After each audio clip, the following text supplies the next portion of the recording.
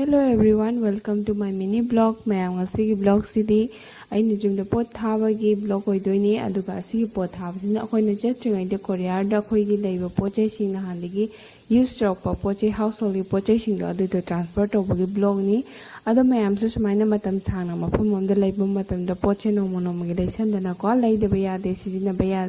सिजिनदबा यादे हाइदना पोचै से मसिंग जाम खले चलमदागी मतमददि अदो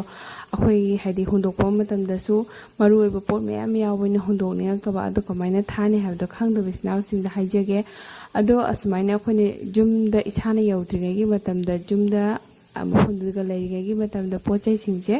अखोइगी इसागी हिंचाबता केजीदा ओंथोकपिरगा कोरियर पार्टनर दा केजी दो ओंथोब मतुंगदा मयाम अखोइना पोचे सिंजे पैकिंग तौरगा अखोइ ट्रंगगुंबा यावबो ओइबा तारगदि ट्रंग अदो तला अनि तौरगा थाबिरो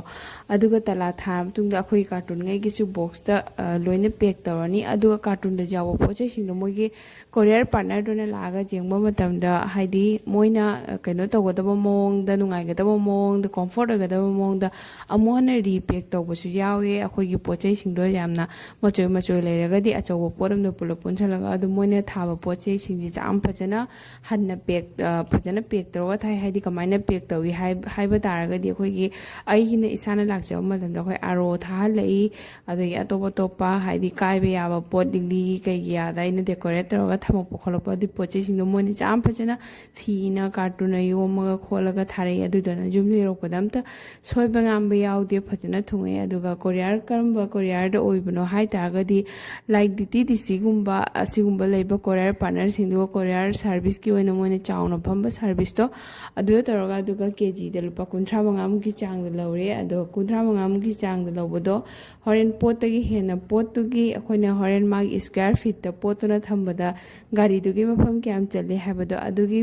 ममल छु मोइ लौरी अखोइ पोतगी हेना अदुना मयामना ममल पाबदा खरा चौरांगना पाबिउ अदु सुमाइना तौरगा थाइ मसिगी थाबसे स्टेशन दगी सु थारागा अमु खुदोंग चाबा लै अदुना इसिलाउ मयामना पोचै थाबा मतमदा सुमाइना खरा खुदोंग चाबा खरा दसु अतांग बलै खरा दसु अहोंग बलै अदुगा अयामबनादि मागी लोकेशन गी मतुंगना पिन